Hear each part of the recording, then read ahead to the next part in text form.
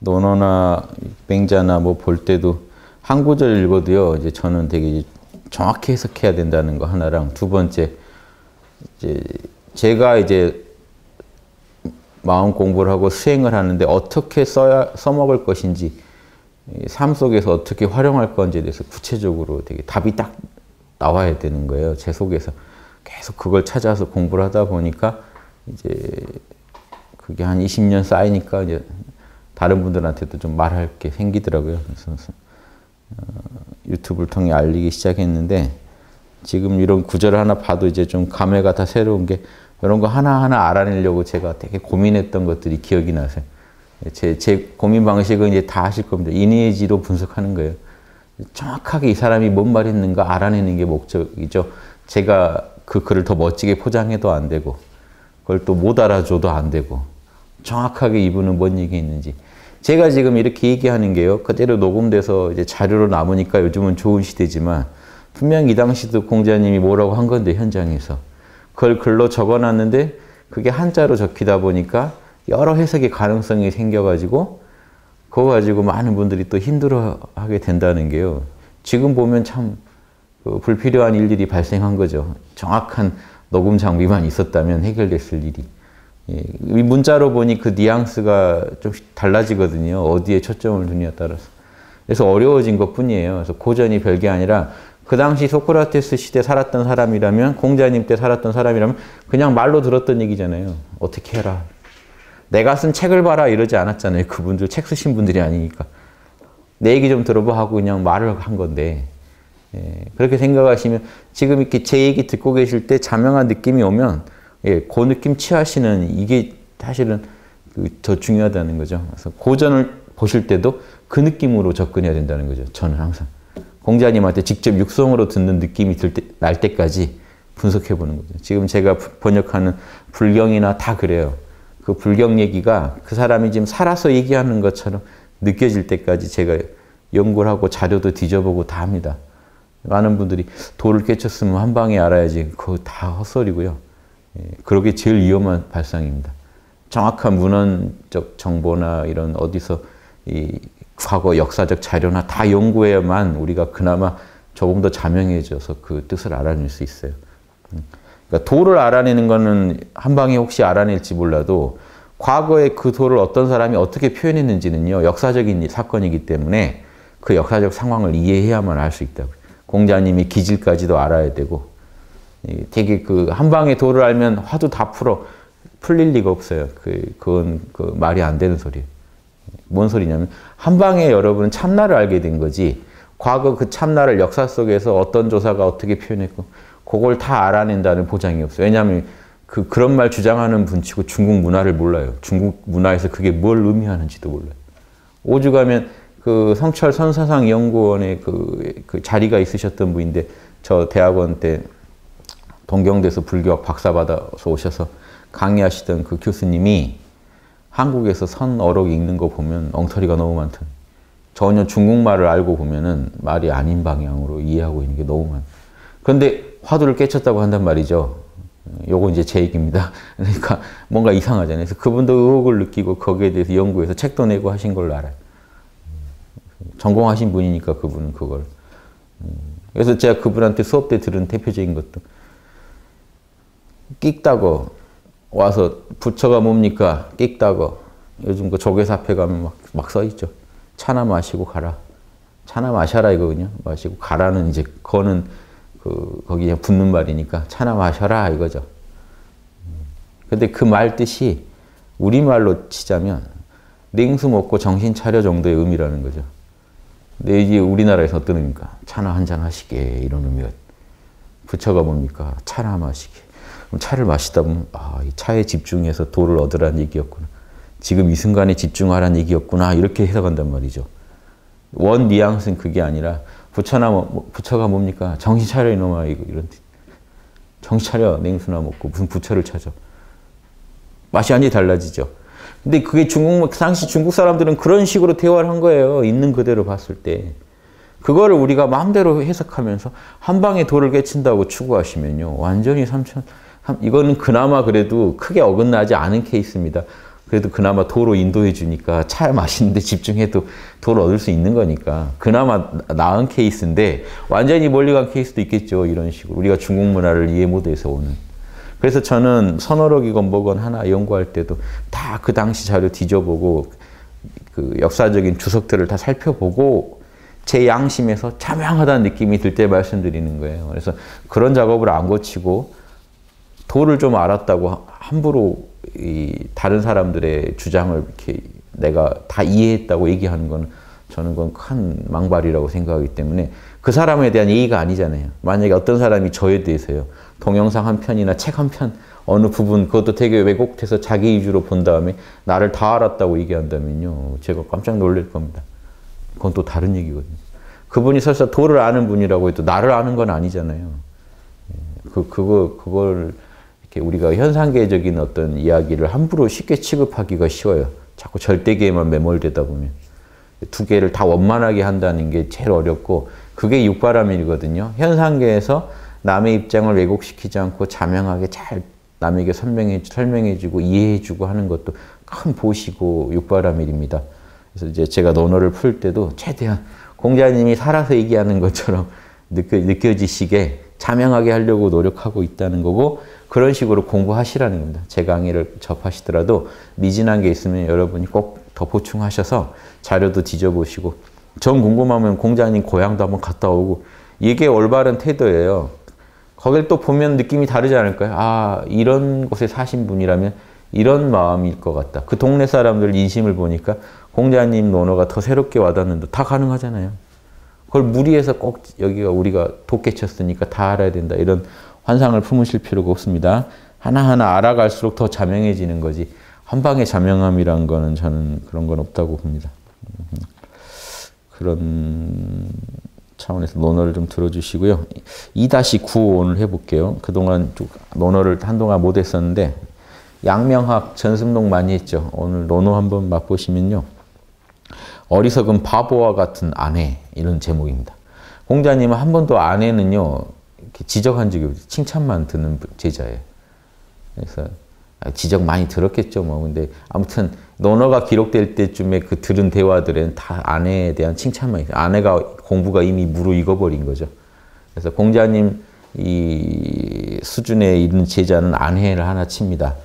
이게 재밌는 게 부처님 석가모니 밑에 글만 잘하는 그 뭐죠?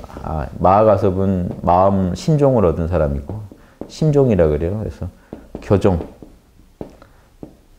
경전을 배운 사람은 그 당시 경전이 따로 있지 않죠. 부처님 말씀을 다 외운 사람, 말씀이 경이니까 말씀을 다 외우고 잘 이해한 사람은 아난이 있고 마음을 그대로 이해한 사람은 마하가섭이 있죠. 그래서 근데 이게 어느 종교나 이렇게 있어요. 경전파가 있고 여기는 이신전심을 중시하죠. 그냥 마음을 그대로 전수받는 걸 중시하는데 이게 그럼 이 사람은 경전 안 하느냐? 그게 아니고요. 그렇게 하면 오해시고 부처님 마음에 거의 제일 가까운 사람을 말하는 거예요. 부처님 마음을 그대로 이해할 수 있는 마음을 거의 다운받은 사람을 말해요. 이신전심은 필링이 다운된 거예요. 근데 이게 고수만 하는 거거든요. 그 느낌은. 이니지 할 때 어떤 느낌을 해야 되고 그 지혜와 재주와 그런 모든 기술을 그대로 정보와 기술을 다 다운받은 사람을 말하는 거거든요. 경전은요. 지식만 다운받은 거예요. 정보만. 죽은 정보로 있는 게 많죠. 이걸 구현할 수 있는 마음까지 다운받은 사람이거든요. 복사한 사람이라 이 사람이 이제 종교에서 제일 어른이죠. 그래서 지금 대승불교도 이 당시 다 이분들은요 초기 불교의 아라한들이잖아요. 그럼 소승 아라한들은 대승에서 무시해야 되는데 마하가섭만은 조사로 인정해서 거의 대승 보살로서 인정해 주는 분이라고요. 그래서 이분은 그래서 왜냐 부처님 마음 그대로 다 받은 분이고 부처님이 자리 옆을 내주고 앉으라고 했던 분이고. 꽃을 대니까 혼자 웃었던 분이고, 그렇죠? 삼처전심이라고 부처님 돌아가셨는데 관이 안 움직이고 있다 마하가섭이 가니까 발이 싹 나왔다는 그 뒤로 관이 움직였다는 분이고, 이거 아니 그 불이 안 붙었는데 불이 붙었다는 분이고, 그 관을 태우려고 하는데, 근데 이건 좀 후에 좀 가미된 전설입니다만은 원 초기 불교에는 이렇게 자세히 마하가섭에 대해서 지금 대승에서 의미하는 그런 부여하는 것만큼은 부여 안 해요. 사리불도 되게 좀 높이 쳐주고 하니까 실제로는. 그런데 마하가섭이 뭔가 그 전수를 받았다는 거는 초기 불교 봐도 나와요. 그거를 대승에 오면서 더 확장해서 이해한 겁니다. 마하가섭만큼은 대승에서도 조사 1대 2대 조사가 되니까요. 여러 개에서 내려가다 28대 달마가 나오고 33대 이제 육조 해능이 나오고 해서 그것도 수리를 다 맞춘 거예요. 28천, 33천에 딱 맞춰서 그렇게 만들었습니다. 그 중간에 혹시 다른 분들이 더 있었을 수도 있는데 딱 그 수리가 중요하기 때문에 무조건 맞춰야 돼요. 그리고 이제 공자한테는 누가 있냐면 여기 이제 공자님이라면 누가 있을까요? 그 마음 그대로 전수받은 사람은 아내가 있고 이 경절을 이어받은 제자는 증자가 있습니다. 근데 증자에 대해서는 늘 논어에 보면 노둔하다라고 비판해요. 노둔하다. 그러면서도 또 얘기할 사람은 안자가 가거나 내 증자밖에 없기 때문에 이리간지 내 돈은 하나로 꿰뚫어졌지 하니까 증자가 예 하고 너는 알지 그러고 공자님은 나가버렸다고요. 다른 제자들은 몰라가지고 물어보니까 증자가 공자님은 서 내가 당해서 싫은 거 남한테 안 하는 서 하나 서 아시죠? 예, 서를 그러니까 공자님이 뭘 주장하는지 이분은 안 한 부처님한테는 안 한 공자한테 증자는 이해는 하고 계신 거예요, 정확히. 그러니까 증자가 수제자가 돼요. 왜냐하면 안자가 일찍 죽어버렸기 때문에. 33, 이때쯤 갔다고 하니까. 그래서 이 아내가 죽을 때 공자님이 이제 놀래죠. 부처님 가신 뒤에 마가서 살아서 도가 전해졌는데 공자님은 아내가 죽어버렸으니 도가 끊길 걸 안 거예요. 증자는 그걸 감당 못하기 때문에. 정보는 내려가는데 노하우는 사라진다는 걸 안 거예요. 이거 무섭죠. 그 정보, 책은 내려가는데 실제 요리하는 그 노하우는 사라진 거예요. 그러니까 공자님이 천상이여 하늘이 나를 죽였다. 안자가 죽었을 때 하늘이 나를 죽였다고 바로 그 다음에 이제 돌아가시는데 공자님도 죽기 전에 험한 꼴을 보신 거죠.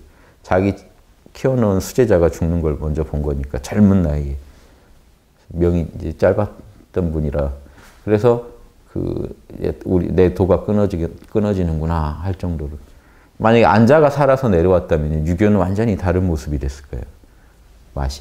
그거를 보강해 준 존재가요. 장자예요. 그래서 장자가 안자 계열의 유학자라는 설이 있는 이유가 장자를 보시면 장자의 제일 중요한 내용은 안자가 나와서 얘기를 해요.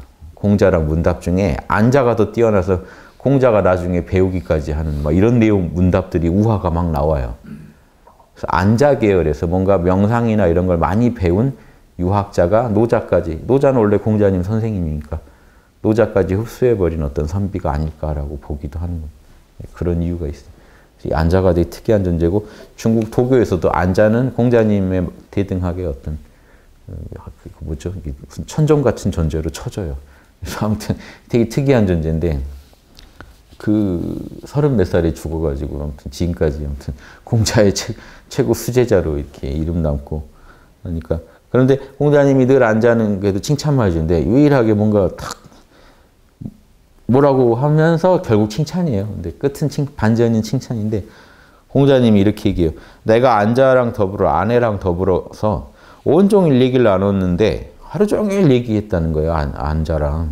그런 사이예요. 그런데 내 말을 조금도 어기지 않아. 내가 말하면 딱딱 다 맞으니까 마치 어리석은 바보와 같았다. 이거 좀 이 자식 너무 알고 이제 말만 하면 다 맞다고 하니까 진짜 얘는 다 알고 있을까라는 의심이 들었겠죠. 내 말을 다 소화하고 있을까? 내가 느끼는 것 같은 걸 느끼면서 얘기하는 걸까?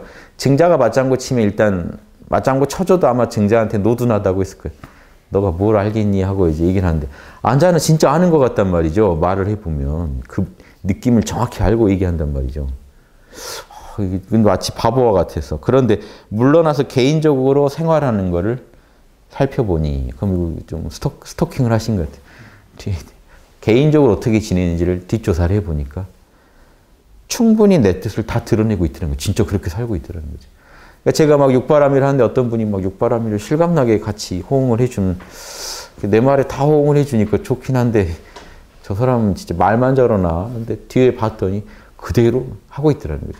근데 고수들은 알잖아요. 어떤 상황에 어떻게 행동했고 말했는지를 들으면 이 사람이 진짜 아는지 모르는지를 알죠. 그래서 아내는 결코 어리석지 않더라 하고 얘기하고 끝냅니다. 아마 아내 좀 질투하는 제자들이 옆에 있었다면, 아, 아내가 좀 바보 같은데 하면 이제 막, 이제 스승님이 드디어 이제 아내를 정확히 보셨구나 했는데 뒤에 가면 다시 그 안자는 바보가 아니더라 하고 하면 이제 혹시 아내를 질시하는 제자들은 안 좋았을지 모르지만 계속 칭찬만 들으니까요, 이 제자는. 그래서 자공이 엄청 머리 좋은 제자가 자공이인데 돈도 많이 벌어서 이제 재테크의 달인인 자공이라는 제자가 있는데 머리가 진짜 좋잖아요. 그런데 그 제자한테도 떠봐요, 공자님이. 너랑 안자랑 누가 더 총명하냐 하니까 자공이 바로 딱 자기를 낮춥니다. 나는 하나 들으면 둘이나 알면 안자는 하나를 들으면 열을 안다. 거기서 나온 말이에요. 문일지십이. 하나를 들으면 열을 안다가 아내한테 한 칭찬이었어요. 그 제자. 그러니까 공자가 뭐라고 하냐면 나도 너랑 똑같아. 안자 나도 너랑 똑같아. 안자만 못해 라고 얘기하는 게 있어요. 유교에서 되게 특이한 존재일 수밖에 없죠. 그걸 이제 어떻게든 그렇게 안 해석하려고 뒤에 제자들이 공자가 그런 말 했다는 게 너무 충격적이니까 나도 너와 더불어 안자만 못해 하는데 그 더불여자를요. 나도 너랑 더불어서 안자만 못해를 어떻게 풀냐면 나도 네가 안자만 못하다는 걸 허여해 주마 내가 뭐 이런 식으로 이런 어색한 해석을 한 이유도요. 이게 더불여자가 허여하다 이런 의미로 잘 안 쓰죠. 나도 너랑 같이 안자만 못해 이 말을 어떻게든 후대 학자들이 해석해주고 싶었을 정도로 안자한테 이렇게까지 하나 이렇게 뒤에 제자들이 그렇게 느꼈을 정도로 안자에 대한 사랑이 되게 공자님이 지극했습니다. 그래서 마지막 작업도 안자가 많이 도와주고 이제 하다가 춘추나 이런 거 만들 때 거의 말년에 공자님 돌아가시기 전에나 아무튼 죽어요. 그래서 개인적으로는요 성인들의 삶도 되게 불우합니다. 아마 공자님 이혼인 걸로 알고 있어요. 이혼 뭐 천하 떠돌고 다녔죠. 어느 고향 나라에 못 있고 막 돌아다녔죠. 다른 나라 소득 없었죠. 또 자기 아들 일찍 죽고 안자 죽고 다 이렇게 말년해요. 제자 자기 아끼던 또 자로라는 되게 용맹한 제자 죽어서 거의 이제 회쳐져 가지고 고기 젓갈로 담겨져서 공자한테 배송됐죠. 이런 그 이후로 공자님이 젓갈을 안 드세요. 원래 고기 없으면 밥을 안 드시는 분이었는데 고기를 어느 정도 드시던 분이었는데 다만 고기 기운이 밥 기운을 이기게는 안 했다라고 하셨던 분인데 그걸 바꾸는 그 뒤로 고기를 안 드신 젓갈 같은 고기 젓갈을 안 드셨다는 걸 그걸 또 누가 곡해해서 공자님은 식인 꼭 사람 그 젓갈을 먹었는데 자로가 그렇게 죽은 뒤로 안 드셨다더라. 이렇게 풀어가지고 말도 안 되는 소리를 하는 분들이 있어요. 그러니까 쇼킹한 거 날리고 싶은 분들.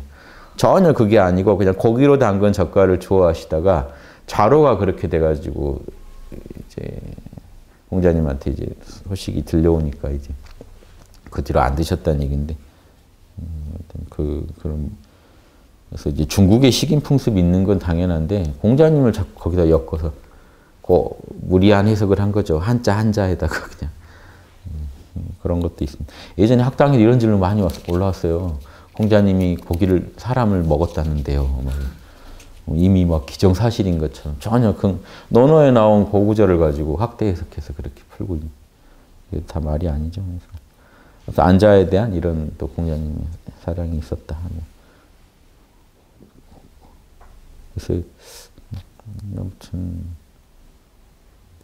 그 안타까운 분이 그래서 이 안자에 대해서 기리는 게 후대 송나라 성리학에서요 안자를 다시 높입니다.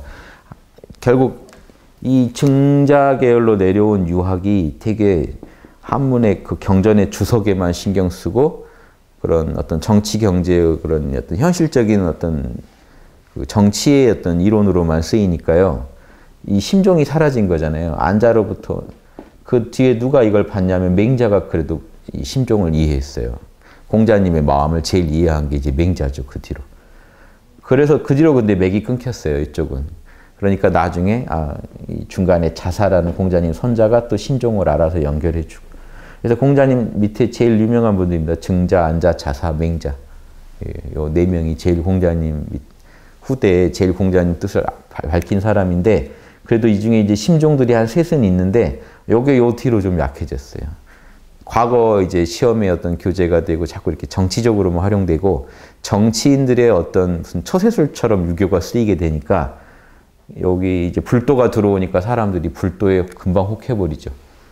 오, 이런 고도의 철학을 배우다니 하고 유교는 왠지 정치 이론처럼 쓰이고 이 철학은 유교, 불교나 도교가 깊다라고 인식이 생기니까 송나라 때 성리학자들이 다시 안자한테 주목하면서 자기들끼리 쓴 논문 제목이 이래요. 안자는 어떤 학문을 좋아했을까? 안자호학론 이런 거를 논문으로 써서 아주 명답을 내는데 안자가 좋아하는 건 결국 뭡니까? 우리의 본성을, 인간의 본성을 밝힌 학문을 했다는 거죠. 안자는. 그게 이제 성리학의 근원으로 이제 자꾸 이제 추존되죠. 그래서 그런 식으로 안자는 또 다시 부활합니다. 그래서 이제 성리학, 인간의 본성을 탐구한 학문을 확립하면서 불교나 도교 같은 그 철학을 유교로 이제 대체하려는 움직임이 송나라에서 발생했는데 주자도 죽을 때까지 이단이라는 소리 듣고 죽었어요. 평가 못 받았어요.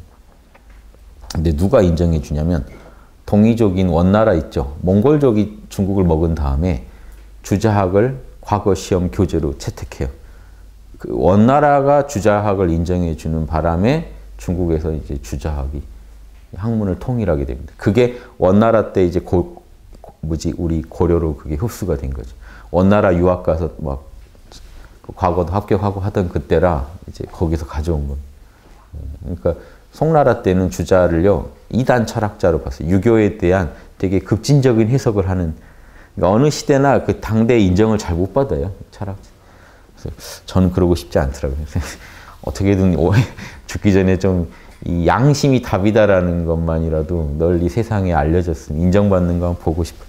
제가 막 그거 내가 만들었어 이게 아니라 옛날 성인들이 해놓은 거니까 그거를 제가 이렇게 세상에 펼치는데 좀 도움이 되고 싶은 거고 그게 인정받았으면 좋겠어요. 양심이 답인 줄 알고 우리가 같이 한번 살아보는 세상 한번 보고 싶더라고요. 그래서 예전에는 뭐 그런 걸 당연히 알았겠지만 안자도 이렇게 다 불행하게 가시고 그러니까 이 공부하셨던 분들 삶이 그렇게 이렇게 살고 싶지 않으실걸요 별로.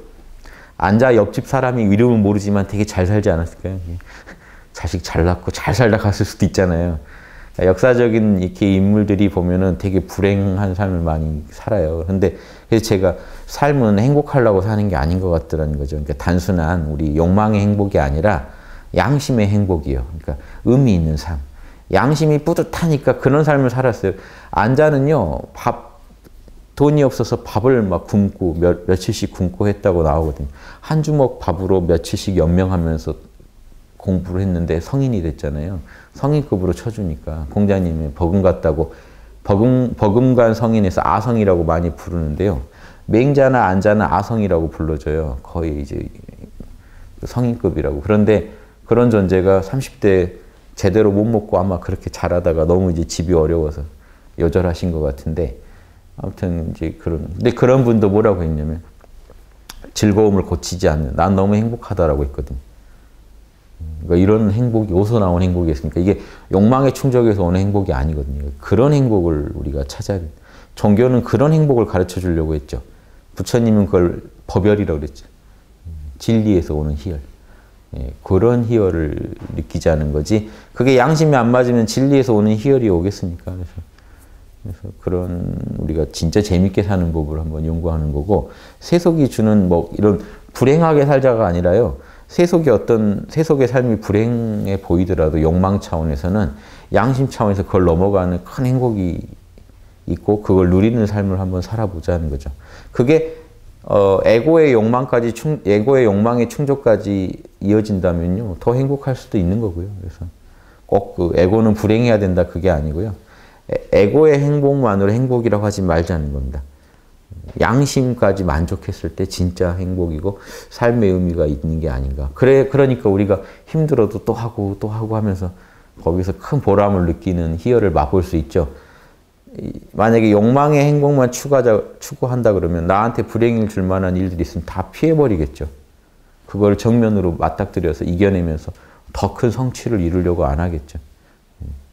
이분들 다 인정 못 받고 죽었어요. 공자도 인정 못 받고 죽고 안자는 뭐 인정을 말할 수도 없었고 공자님한테는 인정받았지만 뭐 세속에서는 다 이렇게 간 사람들인데 지금 이 사람들 연구하고 있잖아요. 다 논문을 이 사람들 쓰고. 이런 걸 한번 생각해 보면 재밌는 것 같습니다. 많이 못했네요. 하나 했네. 하여튼 뭐 많이 하는 게 중요한 건 아니니까. 아무튼 논어에서도 이런 내용들이 있는데 결국 우리도 지향하는 게 안자처럼 짧게 뭐 살건 길게 살건 가난하건 부유하건 그런 걸 초월해서 행복을 고치지 않았다라는 표현을 해주거든요. 공자님이 안자는 그 행복을 고치지 않아. 너무 행복했었다는 걸 아는 거죠. 스승 입장에서.